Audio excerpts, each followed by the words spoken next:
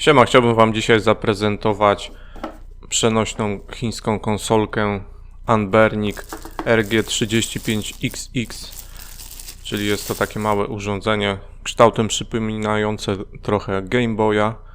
Nawet kolorem ten konkretny egzemplarz przypomina klasycznego Game Boya lub Pocketa. Anbernic jest to takie urządzenie oparte na Linuxie, które ma procesor ARM Cortex A9 i jedynie 256 MB RAMu, 3,5 calowy wyświetlacz o rozdzielczości 640 na 480, dwa gniazda kart pamięci, tak jak widać 64 GB karta jest już w standardzie i jest wypełniona ROMami gier i jest jeszcze drugie miejsce na drugą kartę pamięci, na którą możemy wgrywać swoje własne ROMy i tej karty nie ma w zestawie, musimy ją dołożyć sami. Czyli to urządzenie jest to po prostu sprzęt do emulacji. Jak widzicie, takie ma kształty, ładowanie USB typu C na górze, z tyłu ma dwa spusty L1, R1, R2, L2, tak jak w PlayStation na przykład, z tym, że są ułożone tak w szeregu jeden za drugim, więc są średnio wygodne i uruchamia się w ten oto sposób. Przód wygląda dość tak gameboyowo, można by powiedzieć, krzyżak, 4 przyciski Select, Start i po środku przycisk menu. A co jeszcze jest w pudełku oprócz tej naszej konsolki? Więc są tutaj ściereczki do ekranu i jest również szkło hartowane na ekran. Jest taka instrukcja po chińsku i po angielsku i szkło hartowane, tak jak powiedziałem, na ekran. I jeszcze tutaj w takim narożnym małym pudełeczku jest kabel USB-C do ładowania.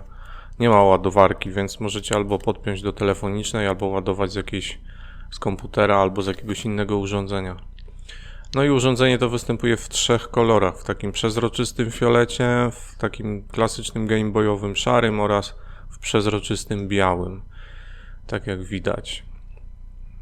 No, ten szary sprawia wrażenie, jakby miał mniejszy ekran od pozostałych, ale to dlatego, że nie ma czarnej ramki, tylko taką jasną, ale tak naprawdę wszystkie mają oczywiście ten sam rozmiar ekranów. Na bokach jest tutaj podgłaszanie, z tyłu jest, tak jak już mówiłem, tylko te 4 przyciski, pod spodem przez te przezroczyste widać baterię. Jest to bateria o pojemności 2600 mAh.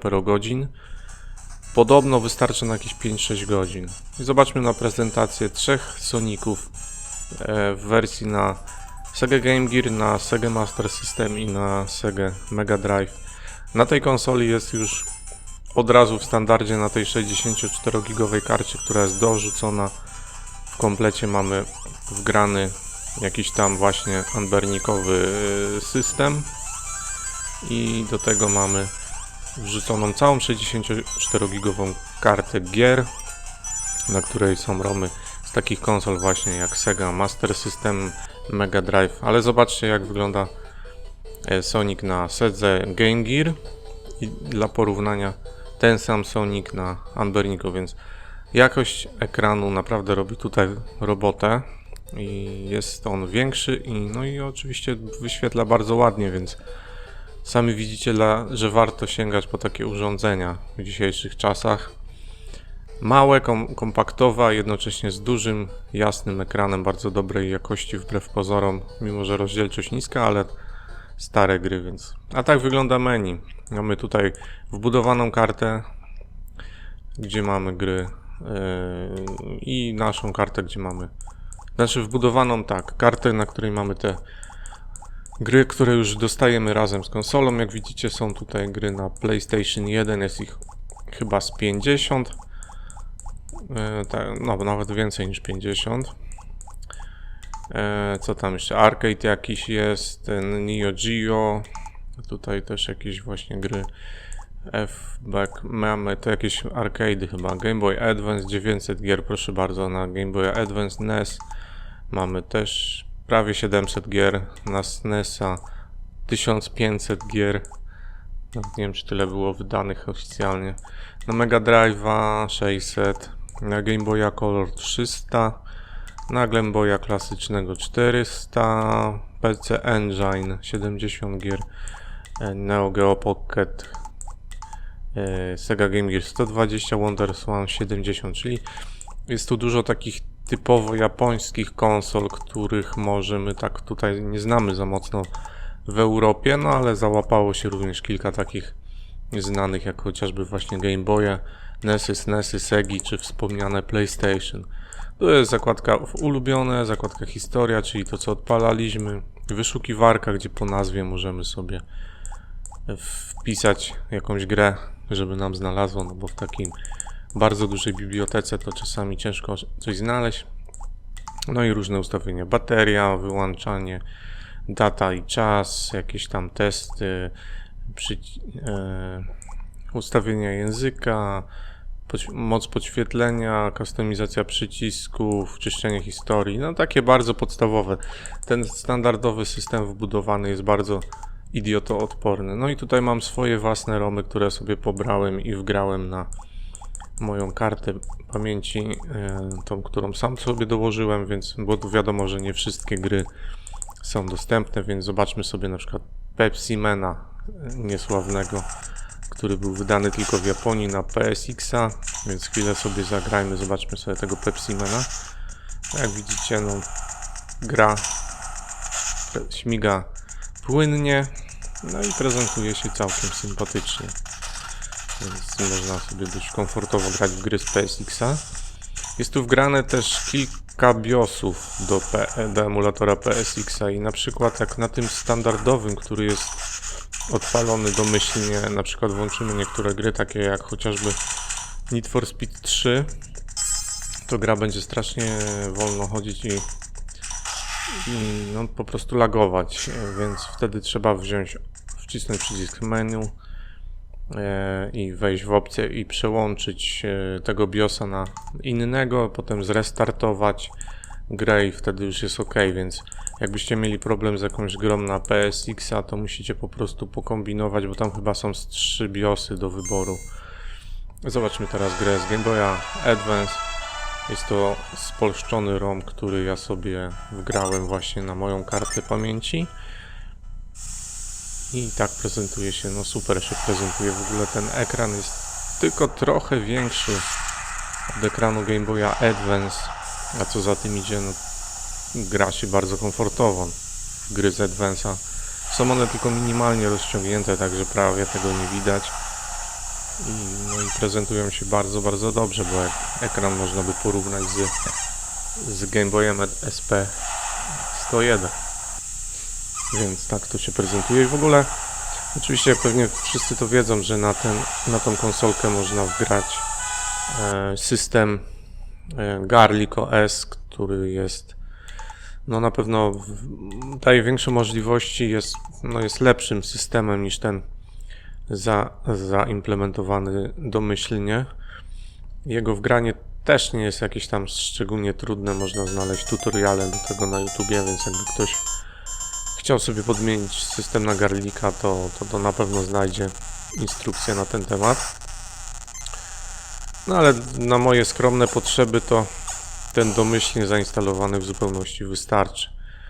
Więc to była gra z NES-a. Co tam jeszcze mamy ze SNES-a? Zobaczcie sobie na przykład Zeldę przez moment. I to też jest Zelda spolszczona. Przecież tu akurat w tym momencie nie mamy żadnych dialogów. Ale jest to też spolszczony ROM, który sobie pobrałem. No i też wygląda fajnie. Co bym tu jeszcze mógł wam pokazać na tej konsoli?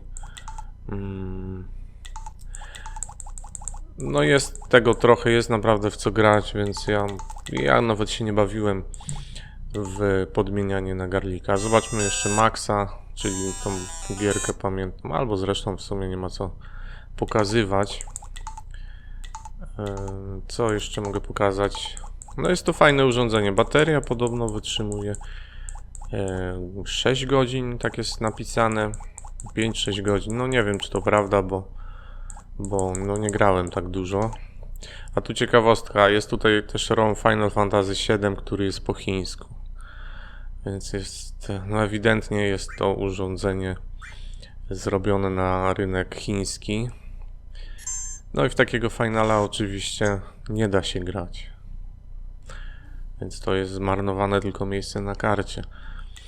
Ale możecie na swoją własną kartę wgrać sobie angielską wersję gry i wtedy możecie sobie grać oczywiście. Zobaczmy jeszcze może właśnie jakąś grę. Może tego właśnie wspomnianego Need for Speeda. Tylko tutaj on już mi się oczywiście odpala w odpowiedniej prędkości, no bo już mam podmienionego tego BIOSa, ale tak jak mówię, w domyślnej wersji jak odpalicie, to strasznie laguje, więc trzeba po prostu wcisnąć menu i wejść tam w opcję i podmienić BIOSa i zrestartować grę i będzie wszystko śmigać tak jak widzicie właśnie teraz. O, tam macie na samym dole opcję BIOS. Jest to SCPH-1001 BIN. Jest taki BIOS zaczytany i w sumie w zasadzie większość gier na tym BIOSie śmiga bardzo dobrze, więc możecie, jeżeli macie innego BIOSa tam ustawionego domyślnie, to przełączcie sobie na ten SCPH-1001 BIN i wtedy wszystko powinno wam śmigać. No chyba, że oczywiście będziecie wgrywać Garlika, no to wtedy to już w ogóle nie ma to znaczenia dla was, bo podmienicie sobie cały system, także tak to wygląda. Może potestujemy sobie jeszcze jakieś gierki, co tutaj jeszcze jest. Ridge Racery, są Tekken jest, Resident Crash Bandicooty, jakiś Dino Crisis, Silent Hill, Bomberman, Colony Wars, Command & Conquer Red Alert nawet jest, proszę bardzo. Fighting Force Gran Turismo, ISS, jakiś jest Medal of Honor jest, Resident kolejny, Suikodeny, obie części, Tenchu, 2 części, Tomb Raidery, 2 części, Xenogearsy też taki kultowy RPG. Pytanie, czy też nie jest po chińsku, nie sprawdzałem tego, więc tak to się prezentuje. Nawet sporo fajnych gier, a oczywiście można wgrać swoje. Zobaczmy przez chwilę tego Tekkena. Tekken tak trochę jakby pływał, mam wrażenie, jakby trochę był spowolniony. Chyba że ta gra faktycznie tak chodziła, no nie pamiętam już jak ona chodziła na oryginalnej konsoli. Tutaj sprawia wrażenie takiego lekko pływającego tego ruchu, jakby był lekko spowolniony, no nie wiem. Czy to jest czy tak było oryginalnie, czy coś tutaj jest spowolnione lekko. Zobaczmy coś innego. Neo Geo na przykład sobie zobaczmy i tą kultową grę Metal Slug, czyli taką strzelankę znaną z automatów. No śmiga, jak można było się spodziewać, tak?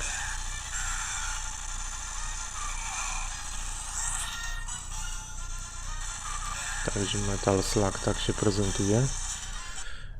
Zobaczmy sobie grę z klasycznego Game Boya czarno-białego, jaką jest Alleyway.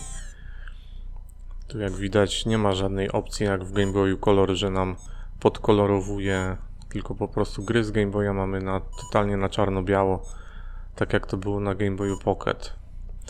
A zobaczmy teraz kontrę z NES-a, jak będzie śmigała kontra z NES-a.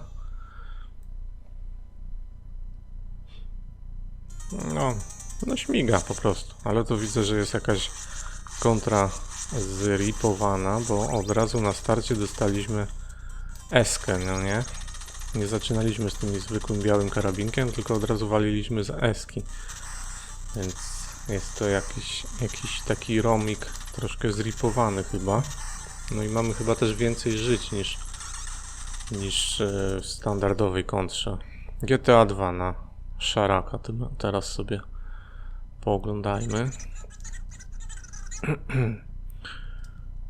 Wszystko jest małe, no wiadomo jak to w tej grze, no ale da się grać, wszystko widać. Ekran jest na tyle wyraźny, że nie ma z tym żadnego problemu. Wszystko ładnie widać. Więc śmigamy. Kiedyś pamiętałem zawsze, gdzie był czołg w tej grze. Pamiętam, że to się jakoś na dół jechało i on był w takiej wnęce przy takim dużym budynku, ale no teraz to już nie pamiętam właśnie, gdzie to było. Już tą grę grałem z 20 lat. Także nie pamiętam już, gdzie był ten czołg. Zwłaszcza, że tutaj wszystko wygląda tak samo. W takim widoku od góry to ciężko się połapać. Ciężko się nauczyć tego miasta. Okej. A zobaczmy dla porównania GTA 2 w wersji na Game Boya Color, które wygląda, no graficznie może nie wygląda najgorzej, ale chodzi jak gówno. No przez to głównie, że mamy tylko 2 przyciski, więc... No i ta detekcja kolizji, o wszystko się tu klinujemy. Ciężko jest w ogóle ukraść samochód, bo nawet nie ma chyba... Nie można tego jednym przyciskiem zrobić, żeby wsiąść, tylko jest jakoś to utrudnione. No i chyba stojąc tak przodem do samochodu nie można wsiąść, nie wiem.